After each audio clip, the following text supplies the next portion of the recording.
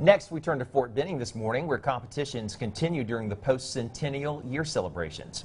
Logan Wilbur joins us now in the studio with details on this year's Sullivan Cup. Tank crews from across the world gathered at Fort Benning to compete in this year's Sullivan Cup.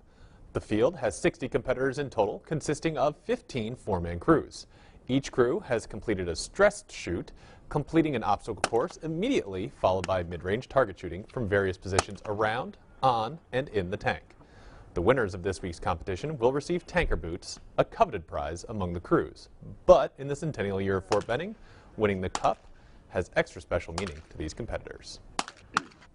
Fort Benning, or Camp Benning, back in 1917 was where armor really started in this country. We had our first armored units getting ready to go over and fight the war in Europe, and so not only was it the home of the infantry at the time, but it was really where armor started. Here we are 100 years later, armor and infantry are back at it together, training together and fighting together around the world. These crews have trained extensively and worked together for years. The Sullivan Cup allows them to prove who the best crew is, and because the teams are competing from Australia and Kuwait, this means not just the best in the country, but the best in the world. It's rare civilians get to witness military tanks in action, but today and Thursday at 10 a.m., these crews will be competing in the Tank Live Fire Gunnery.